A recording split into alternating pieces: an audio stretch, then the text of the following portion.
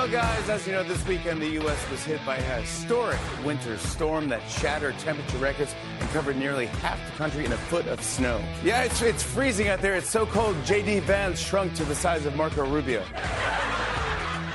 Hey, Jimmy, let me try one. It's so cold in New York City, the rent froze itself. Good night, everybody. All right,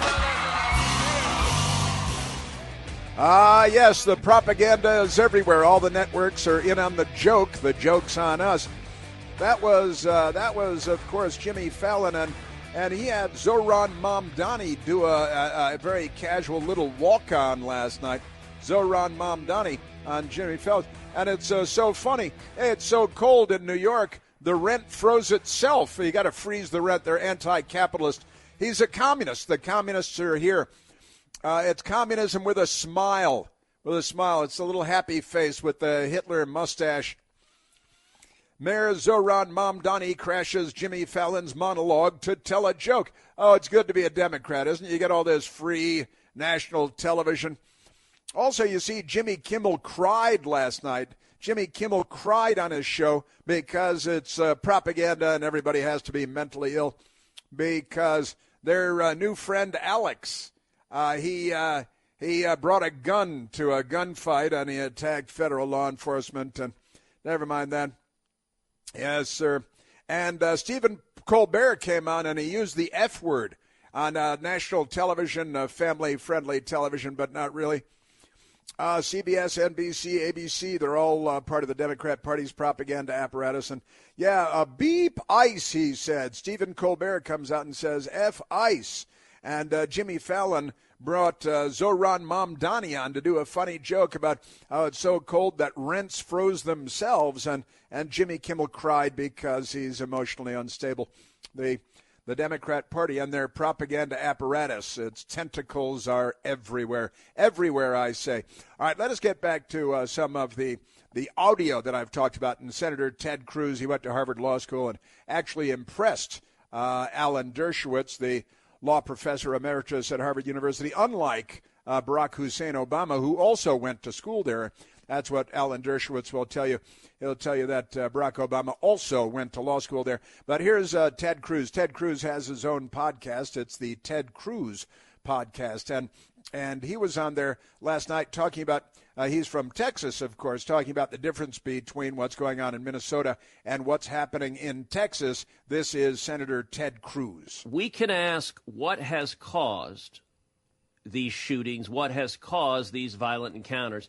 I'll give you an amazing stat, which is in Texas, where you and I both live, there have been anywhere from 6 times to 10 times as many ICE arrests in Texas as there have been in Minnesota. Yeah. The numbers vary, but according to 2026 reports, Texas has seen approximately 60,000 arrests, ICE arrests, compared to approximately 10,000 in Minnesota. That's one estimate. That there are numbers that vary. But we're not seeing violent confrontations with ICE in Texas. Huh. Why is that? Gosh. Why is it that there are no violent confrontations with ICE in Texas?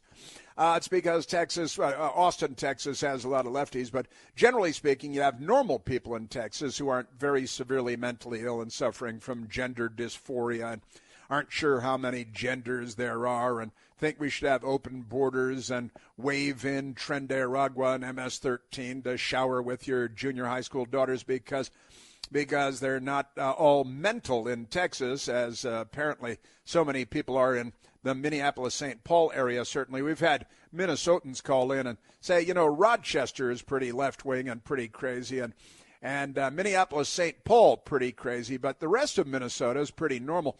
Still have normal people there, Minnesota nice and all that stuff.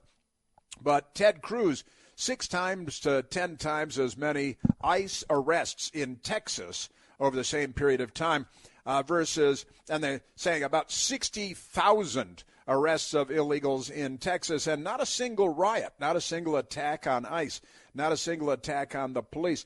And in Minnesota, over the months, about 10,000 arrests, I think about 3,000 of those since January 20th, quite recently, and they have released some lists of the crimes committed by many of the people that they've arrested, and they're deporting them, you see. But Ted Cruz wasn't done. He said, oh, wait a minute, why the difference between Texas and Minnesota? I think there are a couple of reasons for that. One, the state and local officials are cooperating. Yep. Local police are working with the federal immigration enforcement agents. What? In Minnesota, the governor, the mayor, the local officials have decided to use Tim Walz's word, go to war. To go to war. And I played for you the cross-dressing Antifa tattooed lunatic yesterday who is calling for all of his lunatic tattooed Antifa cross-dressing. And he is literally dressed in, I think, a red, is it a nightie? Is that what they call it? A nightie? A lot of women's nighttime clothing ends in IE. And he's wearing this little red flouncy thing, showing more of his tattoos and his shaved head, and they're all lunatics. Remember the shaved head transgender lunatic that was stealing women's luggage at airports, and he was in charge of nuclear materials and nuclear waste at the Department of Energy for Joe Biden, and he's a transgender, cross-dressing, shaved head, goatee-wearing, women's luggage stealing airport thief. Remember that? Then he stole the luggage of a woman, an African fashion designer who was coming to Washington to show her fashions, and this senior Democrat in the Biden administration stole her luggage at national airports so he could dress up like her at home and parade around. And all that is fine because the Democrats, the Democrat Party. All right, Michael, I want to get to Caroline Leavitt, but first let us go back to the telephones and talk to the great American people. Let's go to Tom calling from Carroll County, Maryland. Thomas, you're on the Chris Plante Show. Hey, Chris, how are you? Very good, Tom. What do you know? Well, let me just start off by saying that I appreciate you bringing the truth to light to a lot of these things. But when it comes to, I've been in law enforcement for 23 years, had my fair share of riot training and so forth. Now, here's the difference. Local police, on average, not all of them, smaller agencies don't get the training that the larger ones do. However, the local police have a better track record of dealing with riots. Okay, these federal agents, and I'm not here to bash either side. I'm just giving you relevant information. Sure. The majority of these federal agents are not trained for riots. Okay, these are just a bunch of feds that usually push paper. That all of a sudden they're called to action and put their training to use. That probably most of them have, probably haven't been through an extensive amount of training to begin with. So they're stuck in a situation where they're dealing with angry, crazy, lunatic mobs, and they're just not trained to handle it. And you can see it as a law enforcement officer. I can see just based on their tactics that they're just not equipped to handle it. And they're doing the best they can. Don't get me wrong. And they're just in a crappy situation no matter how you look at it. It's a terrible situation and they're stuck with it. But you can clearly see that they're just not trained to handle it. And unfortunately in Minneapolis, they're not getting the locals to kind of lead the charge. So right.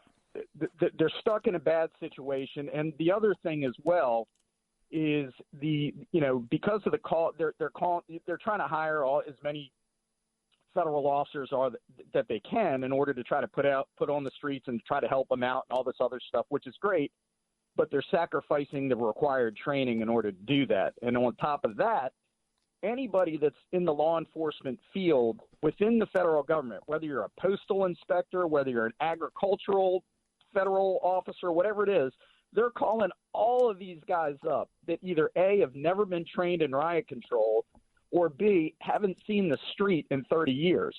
So it's a crappy situation no matter how you look at it.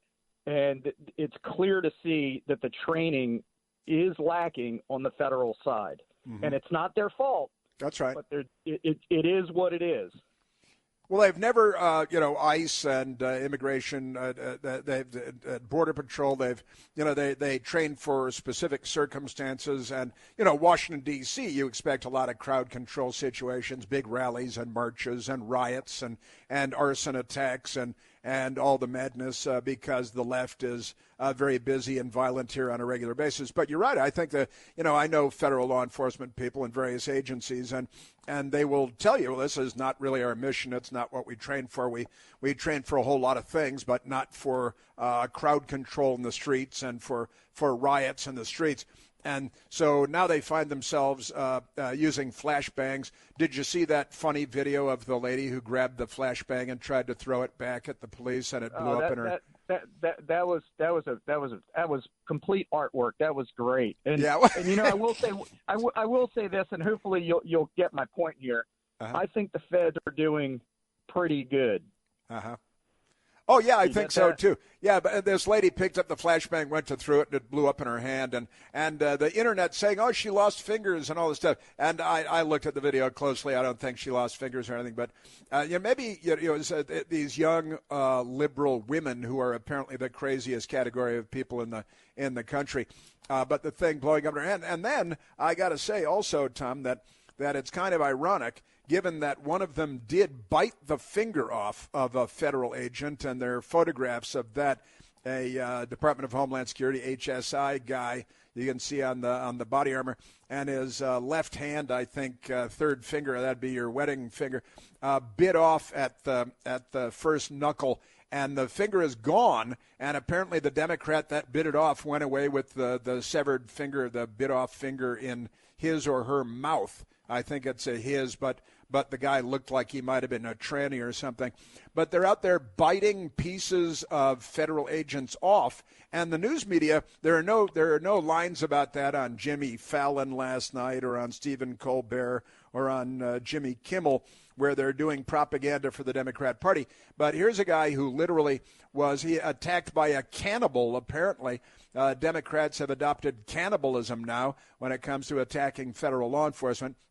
And again, why is it, we just played Ted Cruz saying, look what's going on in Texas. We arrest 10 times as many illegals. ICE is operating all over the state, and there are no riots. There are no protests in the streets. Nobody's getting their fingers bitten off by lunatic lefties. But in Minnesota, full of left-wingers who elect lunatics, and they're getting people killed, and it's all their damn fault, the Democrats' fault. And then they're biting this guy's finger off, and he's not the hero of the story.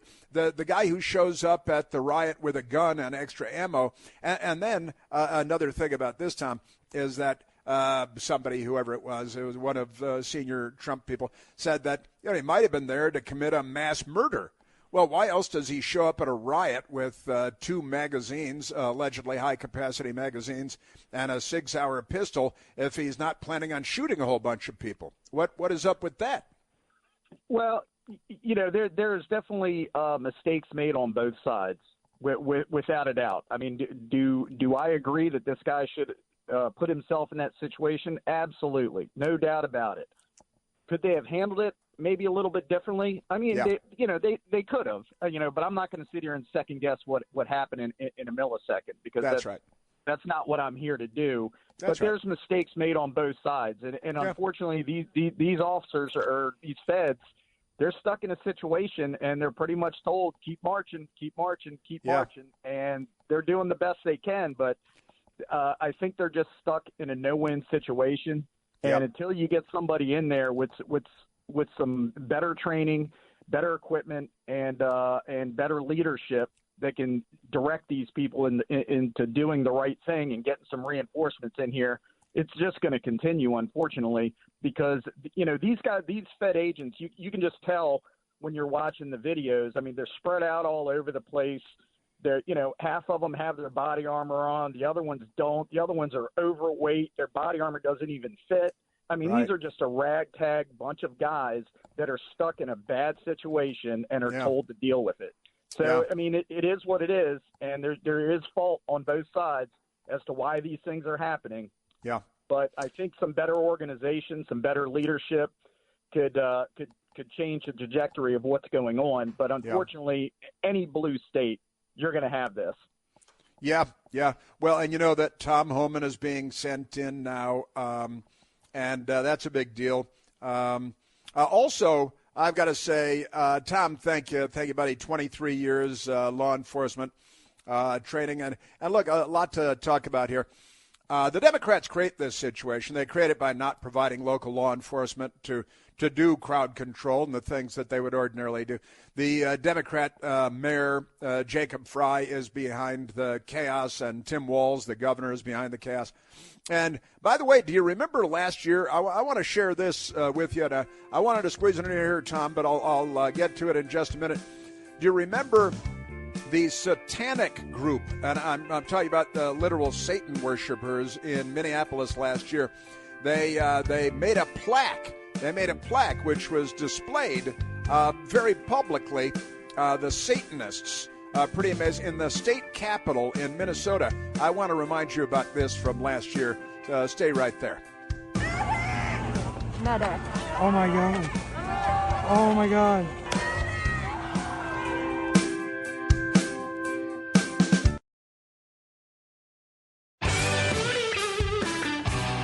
Donald Trump's modern-day Gestapo is scooping folks up off the streets. Yes, the modern-day gazpacho of Donald Trump. Spicy soup that he is. I was doing a little research on, that's Governor Tim Walz, of course, and he's calling everybody Nazis and fascists and the gazpacho, and they use the words, but they don't know what they mean. They're not a very bright bunch of people, but here is a headline from last year, April 4th of 2025. And we talked about it at the time, but it deserves to be refreshed. And here it is. Satanic Group, said it's the Democratic Party. Satanic Group installs thank you plaque to Governor Walz, Governor Tim Walz in Minnesota, inside the state capitol, in the Minnesota Capitol. And there it is, right? Satanic Group installs thank you plaque to Governor Walz. I'm not making this up. This is 100% true. A Satanist organization has placed a public display inside the Minnesota State Capitol thanking Governor Tim Walz for allowing their presence in the building because they're Satan-worshiping, child-sacrificing primitives. A Satanist group erected the sign inside the Minnesota State Capitol thanking Governor Tim Walz for, quote, not standing in the way of spreading Satanism inside the state Capitol building, end quote. That's the according to a post on X by Liz Collins. And this is pretty amazing stuff. And they've got the plaque. The plaque is right there. And the plaque thanks him. Thank you, Governor Walz. Display is now inside the Minnesota State Capitol. And they explained, well, I'll tell you the rest coming up. Ride you like you've never been ridden.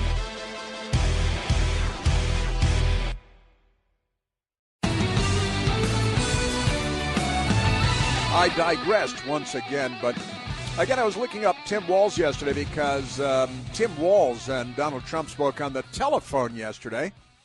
Thanks to the patriarchy. You're welcome. And I was reminded of the headline from a year ago, Satanic Group installs thank you plaque to Governor Walz inside state capitol. They put a thank you plaque. Why was there a thank you plaque? Well, because in December of 2024, the headline in Newsweek magazine was, outrage as Minnesota Satanists given holiday display at state capitol. And it's the Democrats and Tim Walz, he's the governor. And again, Newsweek magazine, December 17th of 2024. And here's the statue of the Satan worshiper with two little children. Well, of a horned Satan beast with the pentagram. And it's a bronze statue and two little children are being brought in. Outrage ensued after Satanists were allowed to set up a holiday display. Newsweek doesn't say it's a Satan-worshiping holiday display at the Minnesota State Capitol this year, and that's 2024. And there is the Satan. It looks like something from a Hollywood movie. And Olive Tree Ministries with the headline, Minnesota Governor Tim Walz, Satan booster, and he is a Satan booster. Great stuff. And CBS News had it in 2024 also. Satanist holiday display in Minnesota Capitol sparks outrage. How dare they? And Democrats are like, what? This is perfectly normal. This is we worship Satan. And then here is I've got a photograph of the plaque and the display that was set up in the state capitol, and then they got a thank you. They got Tim Walz got a thank you from the Satanist group, and I'm not making this up. This is 100% true. And here's what the thank you said in the plaque that they put up in the Capitol, and it's got this Satan beast with horns and like a goat head and goat legs, and two little children, a little boy and a little girl, being led astray. And the Democrat Party is the Satan Party. Now, here's what the thank you said inside the state Capitol. Now, listen to how they describe themselves. The Democratic Coalition of Satan Worshippers. The Democratic Coalition of Satan Worshippers. That's really the whole Democratic Party, and they're out in the streets rioting and biting fingers off and things like that. The Democratic Coalition of Satan Worshippers thanks Governor Tim Walz for not standing in the way of spreading Satanism in the state Capitol building. And now listen, here's the last sentence. Satan has a special place for you. Satan has a special place for you. I'm not making this up. This is 100% true. We were sharing this on our text thread yesterday, and this is the Democrat Party worshiping Satan and being thanked by the Democratic Coalition of Satan Worshippers. And it sounds like it's Saturday Night Live or something, but it's not. It's the Democratic Party in 2026. They're very, very unwell indeed. So we've got that going. And here is it's a woman. They're saying it's a woman because I saw the person who allegedly who clearly bit the finger off of the federal agent. But here is the headline from Fox9.com. This is in Minneapolis. Women, and it's plural, women charged with biting Border Patrol agents' fingers following Alex Pretty shooting. Now, Claire Louise Fang. See, I couldn't tell if this Asian person, one was Asian, one was Anglo-European, that were arrested in the biting the finger off part. Claire Louise Fang, who knows, could be a man who thinks he's a woman, but they've got two biters now. Claire Louise Fang, 27 years old, of St. Paul, Minnesota, used to be such a nice place, is charged with assaulting U.S. Border Patrol agent Emily, what's this now, Dukachow, and Dukachow Bayer, it's a Baierl. So I thought, I couldn't tell. I thought one was certainly male and the other one was maybe male, and now the news reports say they're both female. So 37-year-old Emily and 27-year-old Claire, either one of them might be men, according to the pictures, also charged with assault. According to charges, around 9:25 a.m., Feng allegedly tackled a Border Patrol agent. That's right, tackled a Border Patrol agent who was attempting to arrest another woman. Unclear on that, too. At that point, a second agent attempted to pull Fang away and took her to the ground, might be him to the ground, at which point she, might be he, quote, forcibly bit the right ring finger. I think the photo I saw was reversed because it looked like a left hand. Bit the right ring finger of the second agent. The injury left the agent with a tip of his finger bitten off. Tip my rumpus. It's all the way down to the middle knuckle and the finger. Charges allege. At the same time, charges state that the state charged that Baierl, Baierl, not a word known anywhere in Western civilization, allegedly bit the middle finger of an officer who was attempting to remove her mask after allegedly being spotted throwing objects at agents. So they have two people that claim to be women, 27 years old and 37 years old, and both of them bit agents. One of them, the finger is completely severed, completely bitten and severed and gushing blood. And that is not the stuff of late-night TV. It's not the stuff of CNN or ABC fake news with George Stephanopoulos. And isn't that amazing? Emily Duchetow by Errol, right? Got that going. And Claire Louise Fang. These people have been, and here is the severed finger, the bleeding, gushing, severed finger of one of the federal agents, and that finger is gone. Apparently one of these people claiming to be a woman swallowed the severed finger or something like that because Democrats, they're violent, they're criminally insane, they're mentally ill, and you know how they are, the Democrats. That's the Democrat Party. Yeah, but the finger is, have we posted this photo on our socials, Michael? I don't know if we have, but we really should, because these people should be known for this. This is what they should be known for. Also, just see the guy protesting. This is actually it's in Nashville, apparently, in Tennessee, and a guy came out wearing a red skirt, a man with a beard and a wool coat, and he's got a red wool skirt, and it looks like it might be a kilt, but today it might just be a Democrat cross-dressing in ladies' clothing because of the mental illness. And we haven't gotten to that. There was one more bit of audio that I do want to get to from MSDNC, where they altered the photo of their new hero because they wanted to make him look better and more handsome. And it's no sense of irony, these people, because they just extraordinary stuff.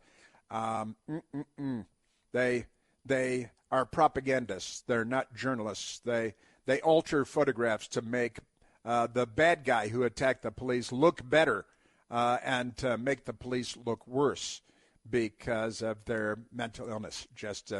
Alex Pretty. And you have that actually while I'm talking about it when it is.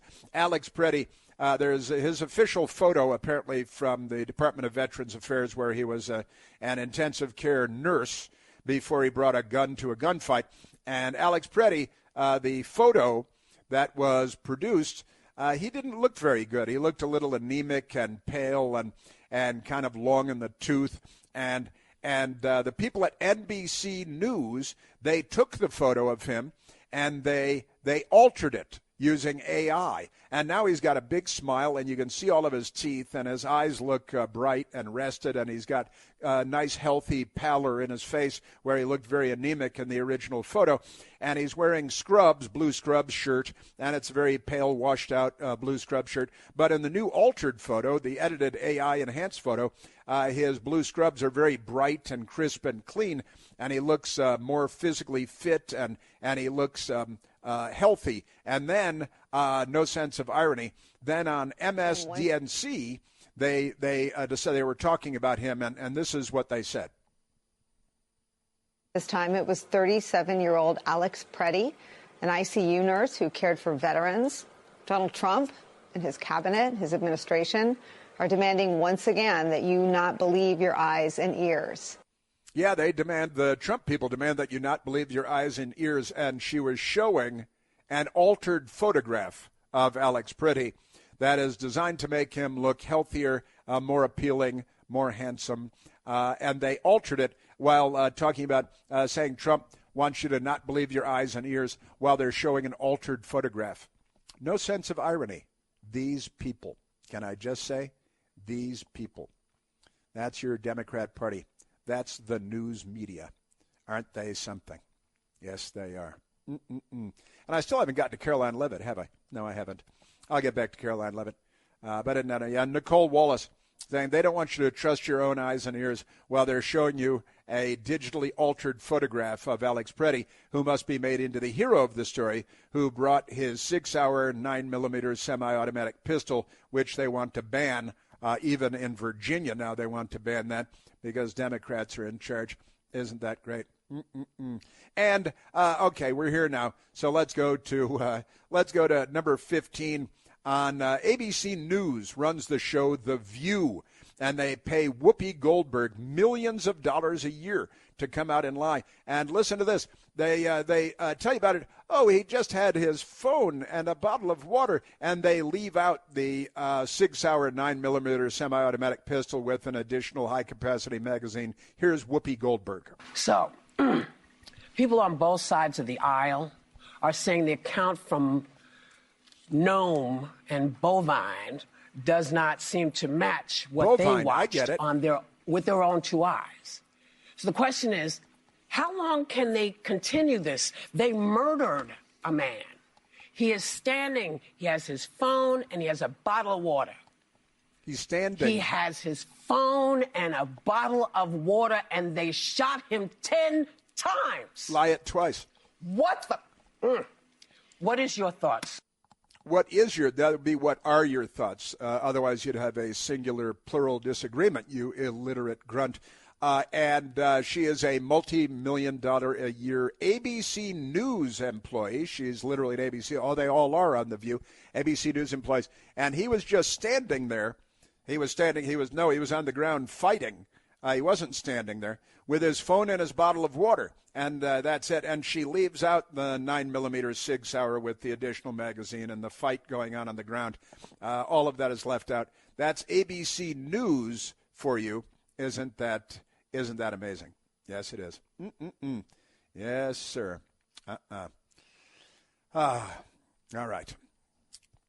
We had that police chief, too, the former police chief. Pretty amazing stuff there. But I think it might be time to go back to the telephones. Let's go to Jeff on the telephones, calling from Broken Bow, Nebraska.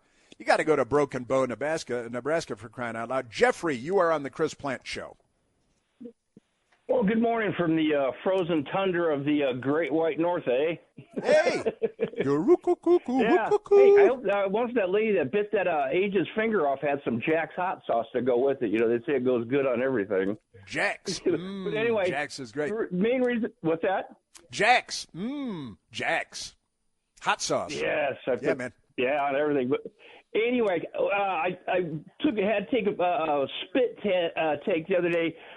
There's a lady named Lynn Walls, which is Governor Walls' cousin. She looks like a younger Hillary Clinton with the same Chairman Mao pantsuit outfit running for governor against a Republican that's just going to stomp her in the ground like a cow. It is just, people are just freaking out and laughing at the same time. Well, and it's the family business, I guess, the Walls family. And they got his annoying daughter, who is ironically named Hope, who's always out there doing crazy stuff too, posting videos. Yeah, and he's originally from Nebraska, and we've totally taken his Nebraska Go Big Red football card from him. He's no longer allowed in the state. If we have anything to say about it. Well, that's good. That's civilized. That's very good stuff. Well, what is going on here, Jeff? What is up with all this? It's other than we've been freezing our behinds out here to put it off. It's going to be a balmy 32 degrees today, so all the high school kids will have shorts and T-shirts on running around town. That's great. But we got a governor, though, and that's dropping property taxes, trying to do something good for a change for the state. Unfortunately, the state's split in two. You have the eastern half, like the Soviet bloc, versus the western half of the state, which is, freedom land out here. It's the same way in the Dakotas. Eastern half of the state runs the rest of the state. Like when I lived in South Dakota, Sioux Falls ran, the state. All these crazy Democrats living like to the eastern Soviet bloc side of the state. So we're battling, trying to keep the faith, keeping our powder dry.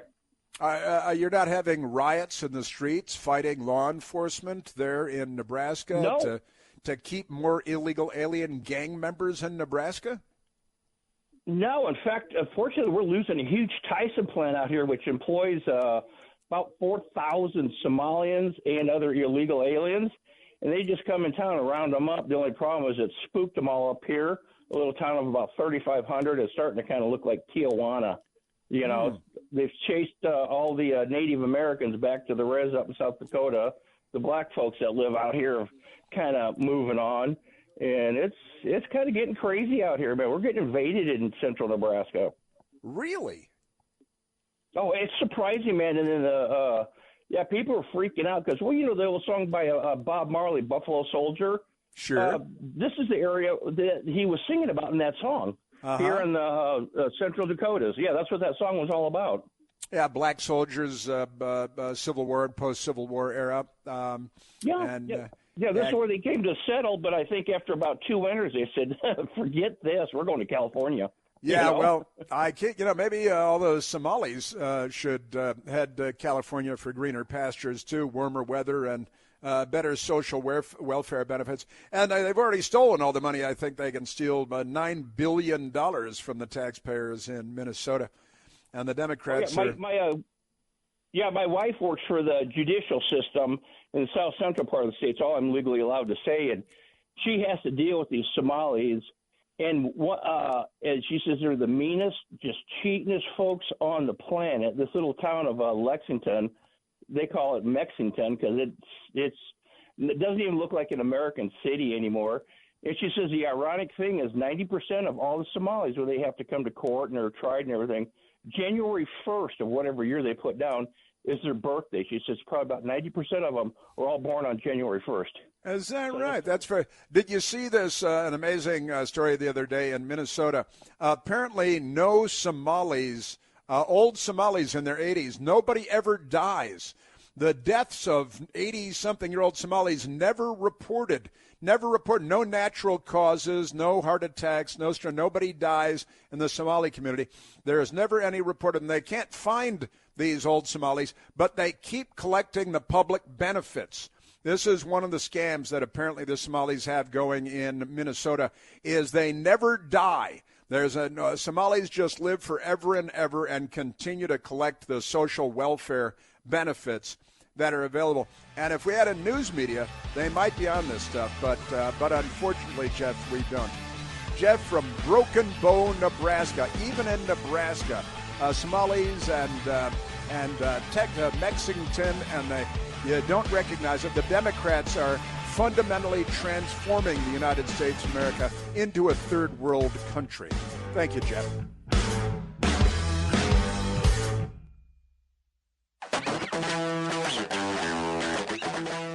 Well, I can't believe that I've run out the clock again, and I really want to get to Border Patrol Greg Bovino being called out of Minneapolis along with a lot of his agents.